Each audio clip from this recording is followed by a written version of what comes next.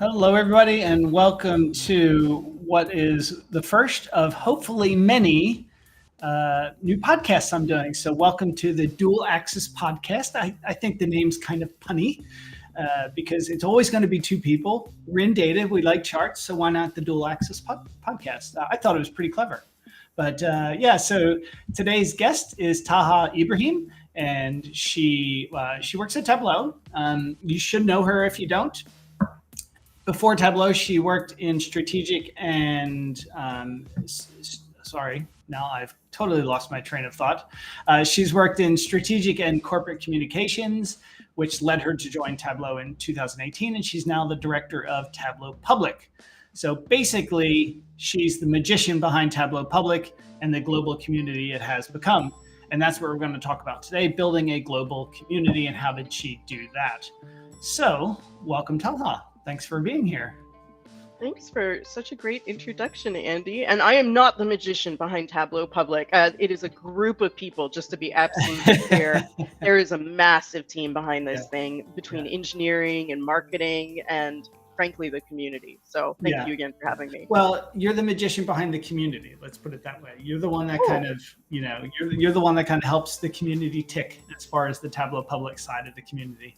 Taha, you should also be able to see a chat on the right-hand side. So if we see questions, we'll see people come in. Hopefully people will join at some point. If not, that's okay. We're just going to have a nice chat. If anybody's on and they can just confirm they can hear us, that would be great. And we'll go ahead and get started. Anyway. So I'll just keep an eye on the chat there to make sure somebody can hear us. Right. Okay. So why don't we just hop into it? How did you get into this field of like building data communities anyway? It seems pretty niche. It was a lot of kismet, I would say. I never started out, like thinking that this was something that I was gearing towards at all. So I worked in corporate communications and strategic communications, as you mentioned, at a financial company in New York before. And during that time, they were publishing some pretty long, wordy reports that weren't necessarily like of the time. And I remember I was looking for different tools and different platforms that I could help things modernize. And one of the things that I found was Tableau Public. And I realized then kind of the magic of data visualization. Like in that world, I had very little amounts of time with people to kind of change their mind or help them understand like a really complex concept. And with data visualization, I was able to do that, and it just blew me away. And I just kind of found myself like after work tinkering around with my little Tableau Public vizzes, and this was off of work time. And I was actually, funny coincidence is the first kind of revelation to me was creating a dual access, which is now your name of this podcast. But seriously, when I figured out the dual access and everything kind of connected, it was this amazing moment.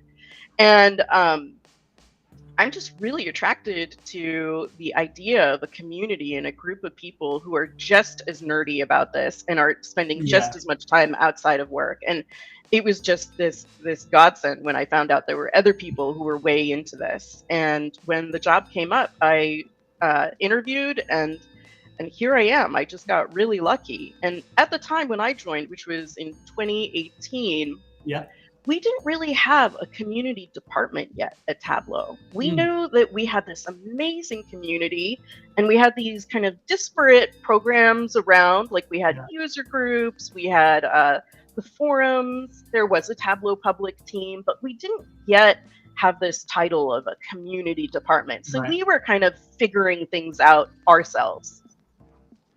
Okay, great.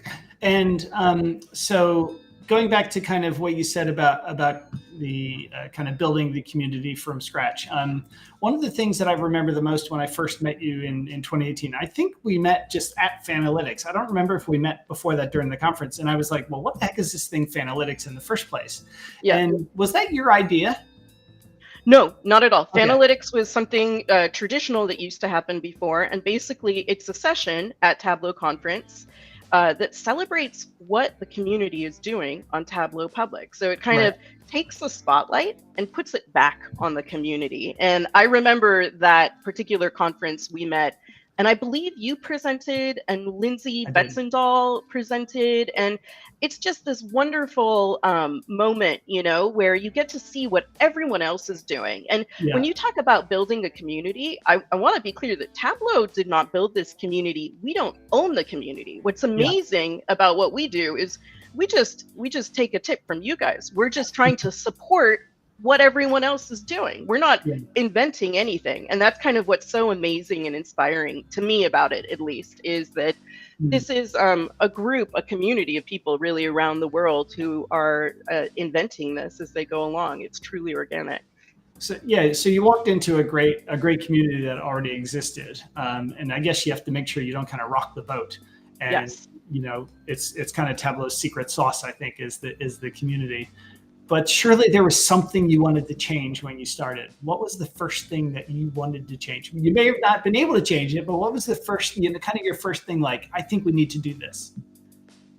That's a really, really good question. So, one of the things we definitely didn't want to rock the boat, like you said. We didn't Yeah. want to have Tableau like leading the community or doing things for marketing reasons. We were very, very careful from the outset when we created a community department that Tableau does not own the community, and we are here to support the leaders in it. But one of the things, if I had to change anything, in 2018, one of the things I noticed from my own perspective was that there are a lot of geniuses and talented people who are very, very visible, yourself included, Eva, all these people who are just absolutely amazing data visualizers.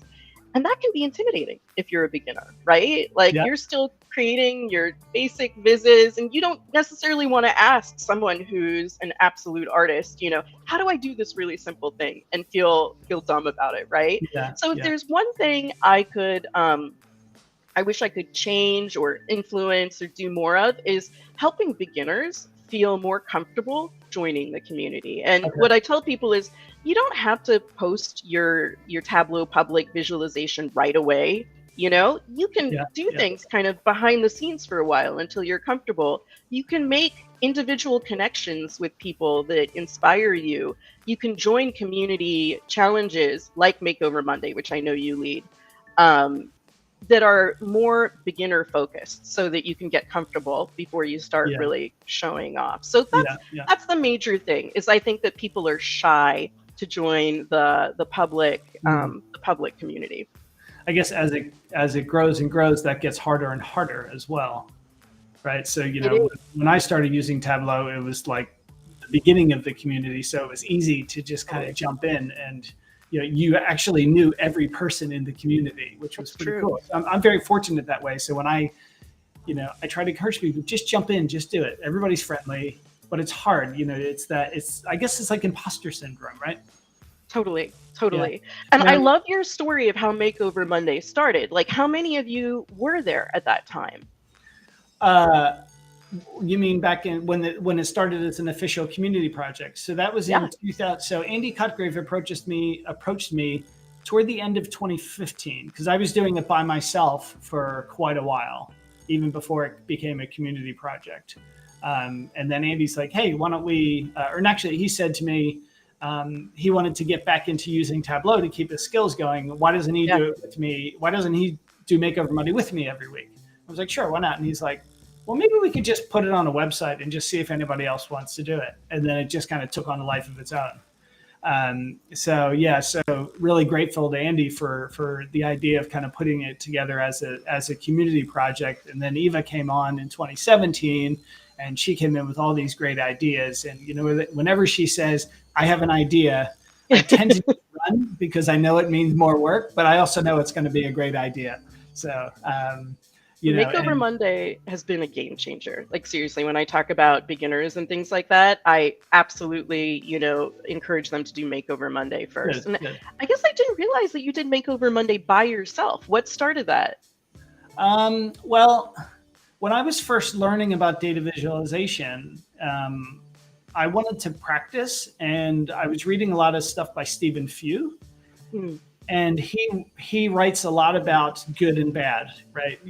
How do you take and he would have a lot of examples of like, here's something that's not very good, here's how you can make it better, kind of thing. So I was just kind of doing that since I started blogging back in 2008. So my very first blog post is actually a makeover. And I didn't really think of it that way. And then Emily Kund, who is with Matt Francis in the oh God, I'm drawing a blank on the name now. Sorry, Matt. I know you're on there. Oh, you mean Mark Francis? No, Sorry, no, we have an ongoing joke. Yeah. No. I want to say the Dundies, but I know it's not that. Anyway, Matt, chime in there. I'm on a complete blank, and I'm really the Vizzies. That's what it is. The Vizzies. Yeah, Emily saw that I was doing it every week, and I happened to be doing it on Monday. So she was like, well, why don't you just call it Makeover Monday? And I was like, oh, well, that has a nice little ring to it. Emily's great with alliterations. So, and then it kind of took on a life of its own. But hopefully people feel that's a very kind of easy group to join. Yeah. Because you just kind of post it, you get support from people on Twitter. You can get feedback if you want it. There's it looks like Matt's upset with me on the chat. What he doesn't know is I did it on purpose, but to rile him up. And then there's also a user group now run by Jim. Is it Dayer? I don't remember. Jim Diener. Yeah. Jim, and that's called. Can you tell everybody a bit about that? Because I know that one is for people just getting started, right? It's the Newbies user group. So It's a virtual user group that if you're a new user of Tableau, you can join it, and they go through kind of the basics. And there's actually a community project also called Back to Viz Basics that I believe Eric Balash started it. Yeah. So there's a couple of beginner things now, but I still think of like Makeover Monday as the easiest entry point because you have this data set and you're seeing what other people do, and it's just fascinating to me that this is still, relatively speaking, a pretty new area of focus. Yeah. So we don't yet know necessarily what is the best way to make a visualization. And that's what's so fascinating to me when you guys go over those visits from Makeover Monday, what you consider to be best practice and not best practice. Yeah. You guys are inventing it, seriously, real time. So I put a link in the chat. I don't think people on LinkedIn can see it, but that's an interview I did with Eric Balash about Back to Viz Basics to kind of help inform people about the project and what it is. And I participate myself as well because I find it really useful. I don't like doing complicated things. It's too hard. I like learning about complicated things, but I like just building things, right? And getting out there, and it's a good way to kind of create your own personal brand as well. Totally. Okay, so let me go back. Sure. So given your background in strategic and corporate communications, how has that helped you run and grow Tableau Public? So strategic communications is one of those like ambiguous titles, and it is fascinating. So it takes like an ambiguous goal, and you have to find your own way to kind of convince a group of people about a certain thing. So different things that I've done in the past is messaging for the World Economic Forum or different kind of policy stuff. I won't go into detail about that, but the key to strategic communications is it's always an ambiguous project. There's no one who's done it before. There's no standard way to do it.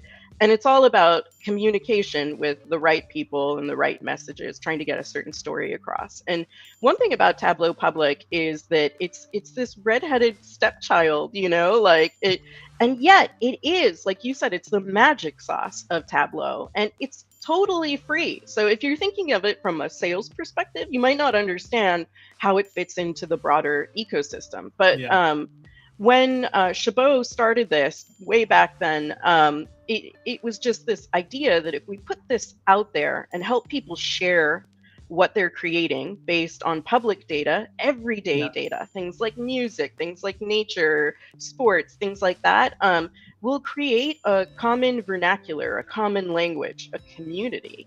And that is exactly what happened. And it's this very long tail thing, right? You don't necessarily get a benefit out of it right away, right? It's this long investment, and it is so unique that Tableau does that. But as far as strategic communications goes, I feel like we are a startup within a larger company. So it's a lot about about helping other people understand how Tableau Public is helping what they do. So a lot of what I do is internal, I would say, speaking to different groups about what Tableau Public is, helping them understand, how this helps what they do. And that is how a strategic communications background has helped me within. Yeah. And there's still a long ways to go, but I really do think that Tableau Public is the very best thing about Tableau, and it's what makes Tableau's community. I don't think we would exist necessarily without Tableau Public to help us share our work. I know when I spoke to Ed Balrain last week or the week before, we talked about the community and how that helps him in the sales process. Yeah. And, because they might be saying, okay, we're going to make this investment in Tableau, but what do we do from there? Sure. So he introduces them to the community projects, all this free stuff that people are doing, to help his customers as well. And, if what customer is going to say no to something free, right? Totally. And I think if you're a decision maker and you're buying kind of this Cadillac of systems, a data visualization software that helps you analyze, you're looking at the competitors, right? And you're also thinking about, well, is my investment going to pay off, right? There are so many situations where people will buy some fancy technology and their people don't know how to use it. So it just kind of sits there and gathers dust. So I think that if you're a smart decision maker and you look at the competitors and you kind of start Googling around and doing some research, what you see right away with Tableau is the community. You see people helping each other. You see all this activity online that you don't see with other products. And I think that is a hint that people can grasp this, and it's a little bit different from other platforms and tools. So if I was a decision maker, I would probably go with the platform that has a community behind it. I need to put you on hold for just a second. The dog's home. Oh, the dog.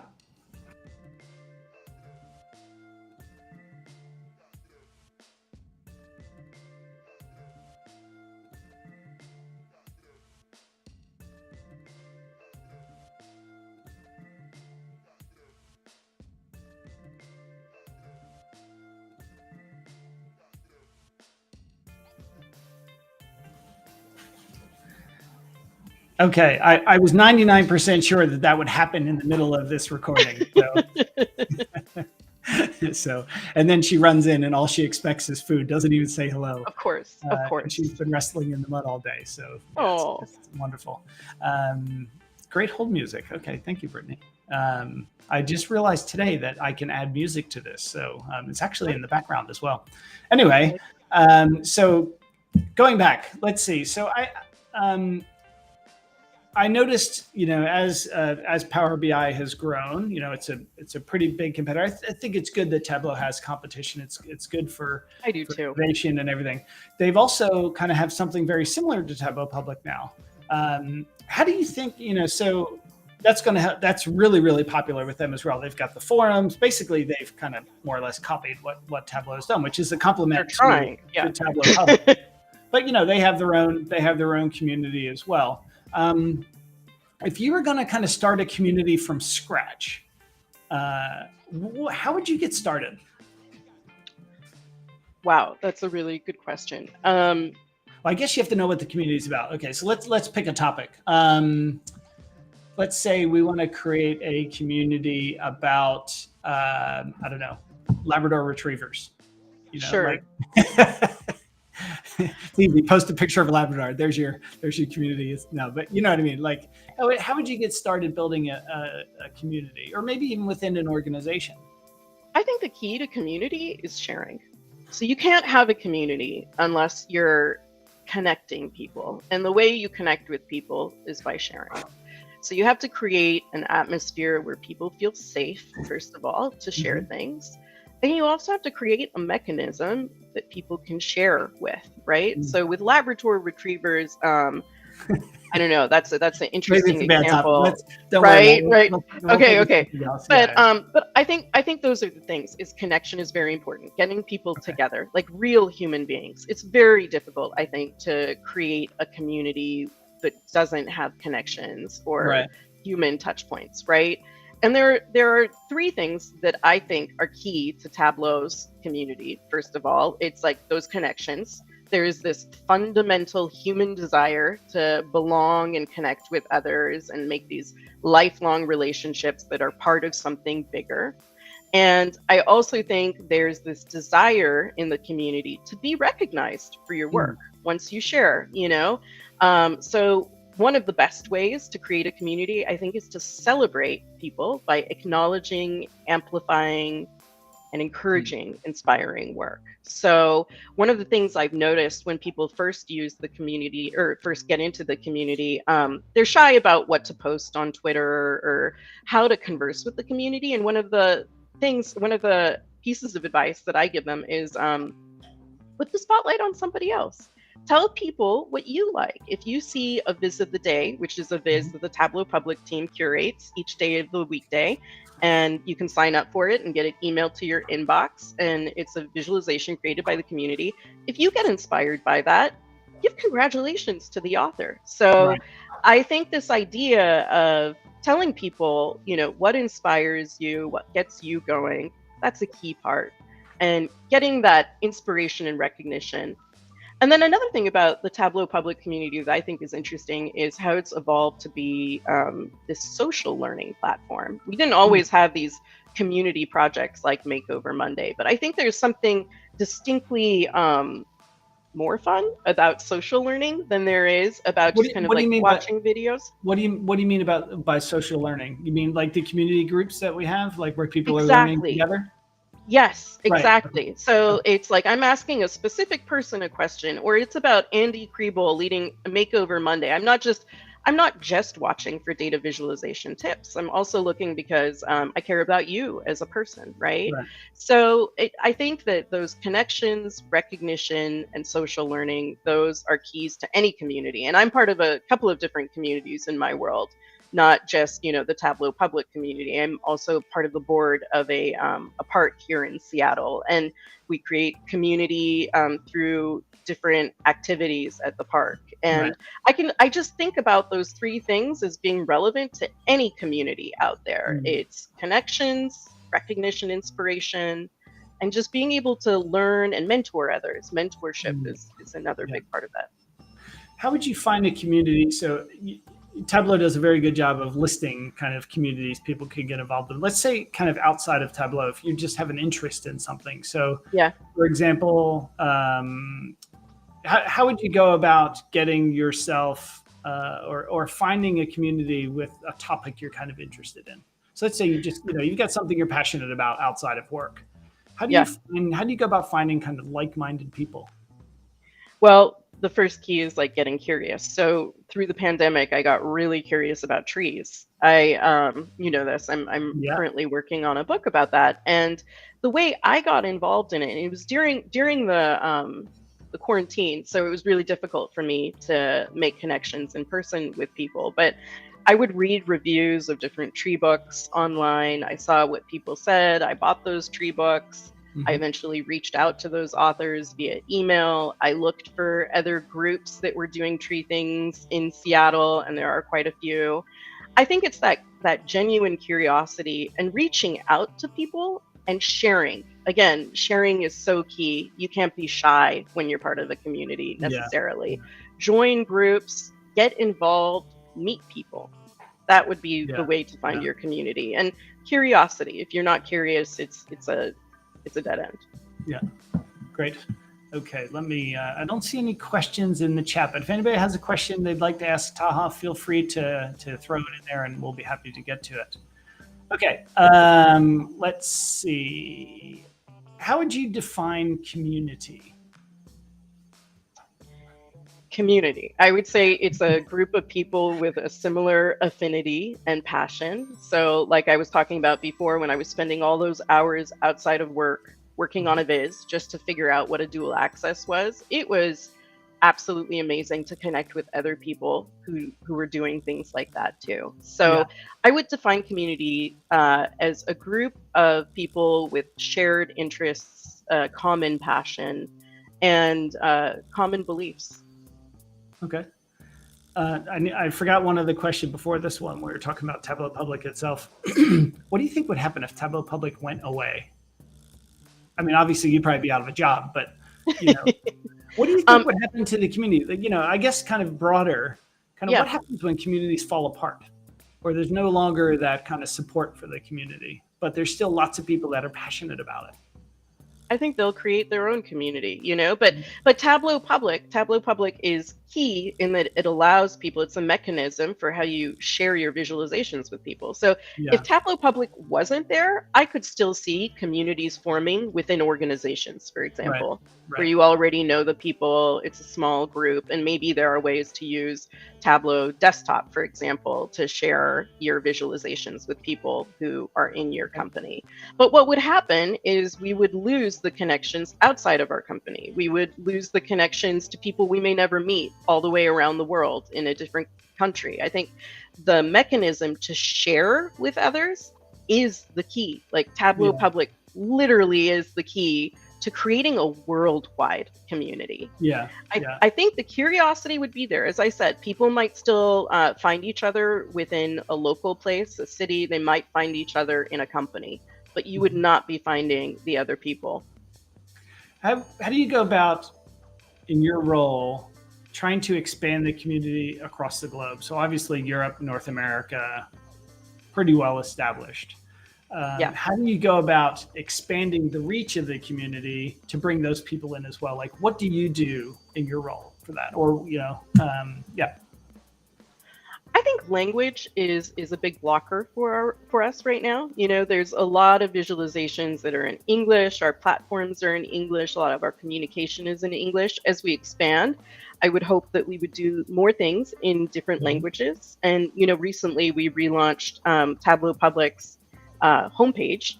And in there, as part of that, we also relaunched learning videos. And we have those translated into several different languages. I don't remember if they're live yet or not, but if not, they're coming soon. I think they are live though.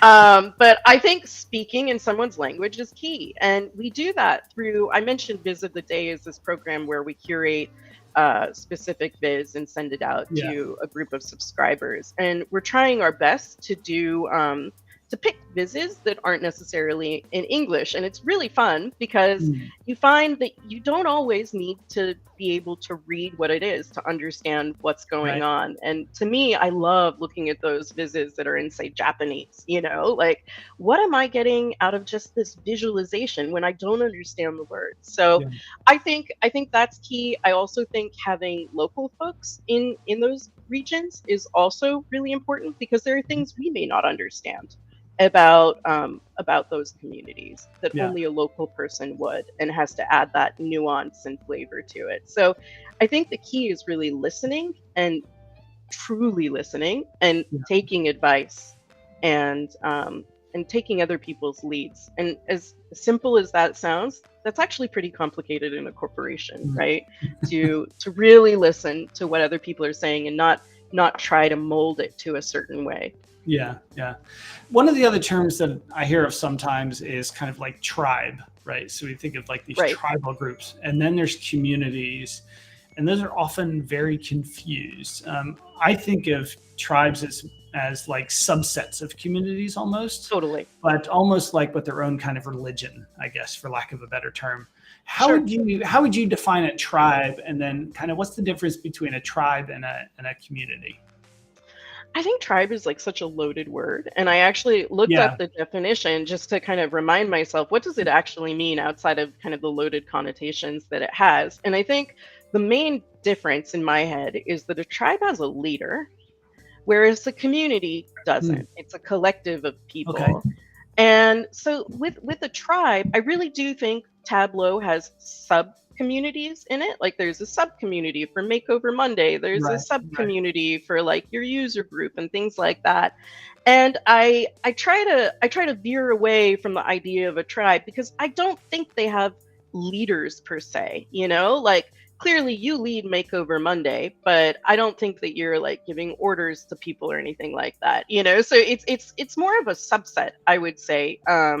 And I think they're important because people are going to be different, interested in different aspects of a community. So Right, great, right, we all believe in data and helping people see and understand data. That's our big community, right? But then each of us has different kind of niche interests within that right. community. Like I know the people who are interested in data about nature, you know, that's a sub community or a tribe, if you will. You know, I don't think there's a leader necessarily in that, but Right. I know the people who are interested in that. Yeah. I Yeah. know that there's a group of people who are very interested in the topic of health and data, and that's another sub community. And I think they're all really important to the whole because you need to be able to get deep into the niche topic that you're interested in, and it Yeah. doesn't necessarily have to be shared across the entire community. But Okay. that's what makes the community diverse in thought, right? Yeah. And Yeah. that's what makes the community super interesting is that you have commonalities with everyone, and everyone has a very specific set of knowledge that they know also. Yeah. Yeah. So I just lost my question, so it must have been a really good one.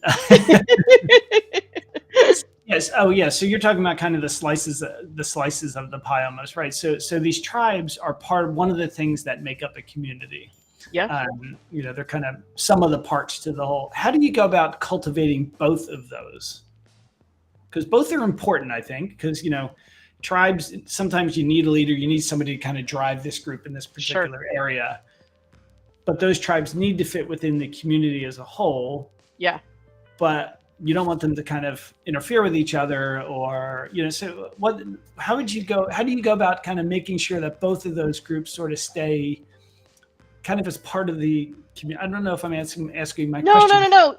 I think your question is really interesting because it's one that I don't know the answer to, and I'm kind of turning it over in my head right now. So we think about all. Yeah. Yeah, it's like one of the challenges we face is, yes, we have this massive community, but we also have these kind of sub communities or tribes, as you call them, that do these community programs. And one of the things we don't want to do is to, for example, favor one over the other. You know, like we want everybody I think to you feel. should favor Makeover Monday all the time. It is for beginners. It's great, but there comes that kind of that push and pull of what you want to do to support tribes, and I think that it's important to kind of support the community as a whole and support those tribes too within them, but just to be very careful that you're not kind of bestowing leadership on one person, for example. Right. Yeah. I don't know if that answers it, but it's something I'm really turning over in my head right now. Yeah. Because things are evolving, right? Yeah. How do you keep a tribe from becoming a clique? Oh, such a good question. I think that sometimes it can become a clique. Yeah. And that's really, I think that's kind of poisonous to the community. Very, very, very. How do you, if you see that, I mean, I see it in the community. Yeah. How do you all go about approaching people that, you know, what you're doing is pretty detrimental to the group as a whole? Super tricky. Again, being welcoming to all is one of the tenets of a good community. I think that's when you know a community is very healthy, is that everyone feels kind of safe and it's welcoming to different audiences of people. And no one really feels like it's a clique that they can't join or things like that. So what do we do when it starts feeling cliquey? I mean, frankly, there's not a lot we can do unless we have personal relationships to kind of reach out to whoever the leader is or whoever we think, you know, might be creating this cliquey feeling, and just talk to them one-on-one as friends, you know, because again, Tableau doesn't own the community. There's very little we could do in that respect that would be in line with our tenets. But talk to the person, help them understand, you know, how they may be coming across, because they may not understand, right? So just really being frank and honest. Okay, great. Yeah. Okay, how do you know if a community is working? Well, you see people sharing a lot. You know, if people are comfortable sharing and connecting with each other, then it is a healthy community. You see how many people join Makeover Monday every week, right? So your health can be, you know, directly related to participation and engagement. Right. If people aren't engaging, if you find people dropping off or you have meetings that are silent or people aren't kind of jumping in, then there's something else going on that you haven't put your Right. finger on yet, something kind of Mm. flowing underneath. So Mm. I think that sharing is really the key. That's what I look for. Okay. So in organizations I've spoken to, they try to get these communities going inside of the companies. Yeah. Typically you have to have a champion, somebody that's going to kind of drive it forward. You need to have the sponsor, of course, the Yeah. kind of executive sponsor that says, hey, I'm investing in this. Let's try to make something of it. But those communities tend to start really quickly, right? People are really interested, they're really engaged, but then they sort of taper off. How would you go about kind of re-engaging people, or measuring, or well, I guess maybe how do you measure the engagement, but also how do you get people re-engaged? I think you have to be really consistent. So a lot of those situations that you describe where the community kind of tapers off, I think those situations are where maybe you kind of started off launching a great community and you had all these great programs and you met up and it was really lively, and then things didn't happen for another 2 or 3 months, or people didn't follow up on the thing that happened. So it's up to the leader really within those internal communities to be consistent about the programming, and also to keep an eye out for engagement. Like you said, it's ironic that I would say measurement is a little tricky because we're in a data world here, but I would definitely count how many people are joining in the activities. Just be real clear about that, and I think that you can clearly tell when engagement has dropped and when it hasn't. Yeah. Okay. And then if the engagement does drop, right? Yeah. And how would you go about kind of doing sort of the root cause analysis to figure out, okay, where did I go wrong leading this, or what should I have done? Maybe it is just something as simple as consistency, but there's probably other things as well, right? There's probably several things. Sure. So how would you go, what would be sort of your process for figuring out kind of, okay, this is the root problem that I need to fix first? Listening. And that's something I learned from strategic communications. You can rack your brain for all the possibilities of what might be going on, but until you go out into the field and talk to people. So if you're at a company and you find people like falling off on engagement, maybe scheduling a couple of calls with maybe 5 or 10 people from your community and just talking to them frankly about maybe why they're not engaged, writing down those reasons, seeing if there are any commonalities, and then addressing those. But you've got to listen. You can't just make up reasons, no matter how brilliant you are. You have to listen, and that's the hard thing about the community is we're trained to be doing, and we're not necessarily trained to listen. So you have to take a step back and always kind of give the reins to the community, put the spotlight back on the community, listen to the community. Okay, great. Okay, we need to wrap up here in a minute because Eva needs to do needs to do Viz review at the top of the hour. So cool. So that's where she goes and picks some Makeover Monday visualizations and gives some feedback so people can learn on that. But before we go, I want you to tell everybody about your book that you have coming out. Oh, thanks. So as I mentioned, I got really curious about trees in Seattle during the pandemic, and I found a data set that's about Seattle's street trees, and it goes back to 1950. And Seattle didn't have a street tree program until the early 1900s, so it took them decades until they started collecting data.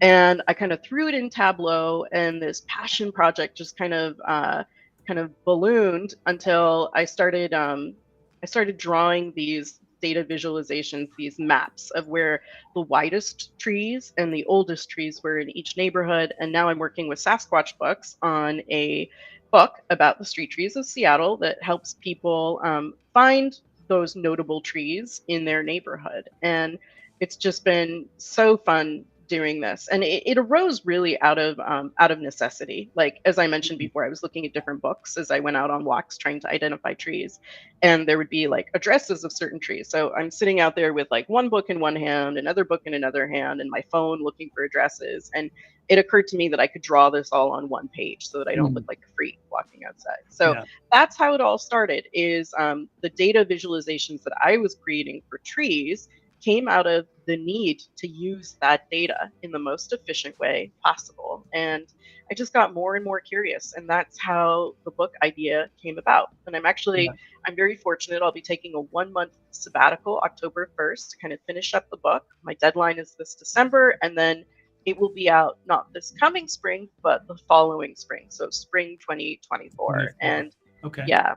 And it has been so fun diving into the data. And also, frankly, a lot of the data is off, which highlights one of the big themes about data analysis in the world right now is if you take the numbers at face value and you don't actually do the research or the legwork to find out how this data was collected, you're not thinking about the possibilities that that are there. So we found on the genus level of tree, the city gets it right about 99% of the time. But on the next level, as far as like the species goes, it's been wrong like a lot of the time. So if I didn't go physically see that tree and validate the data, then I would be using the wrong data and giving people the wrong information. And I think that's a growing issue with big data.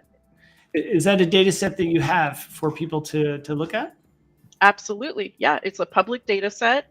And I can post it on my Twitter, on my Twitter feed. I'll post it later today, pointing to it. I also have several vizzes using this data on my own profile on Tableau Public. And one of the greatest secrets of Tableau Public is that you can download or copy anybody's kind of viz, and you can reverse engineer how to do things on there. So you can play with the data that way too if you go to my profile. Okay, great. I have another interview coming up soon with Larissa Amoroso. She's your boss, I believe. Yep, she is. So that's going to be around the beginning of October. We're still trying to firm up the date, but it'll be interesting to hear her take on communities as well and the kind of work that she's doing. So if anybody on the chat has somebody they would like me to interview, let me know. You can reach me on Twitter, LinkedIn, kind of anywhere, YouTube. Taha, what's the best way for them to get in touch with you? I would get in touch with me on Twitter or LinkedIn, or you could email me. Actually, I don't want to give my email out on this podcast, but you can find it pretty easily if you want, or as I mentioned, on Twitter. And Andy, I just want to say I'm so happy that you're doing this podcast. You are so important to this community, and you brought it together in so many different ways. And it's just exciting to see this happen. Even just seeing the chat and seeing all the names that I know. This is what excites me the most. I mean, this is the nicest community I've ever been a part of. It's been really special. Okay. So thank you. Only thing I ask for the people on the chat is next time, invite a friend and bring them along with you. Let's spread this. Okay. Well, thank you very much, Taha. I'll talk to you soon. Thank you, Andy. Okay, bye-bye. Bye, everybody.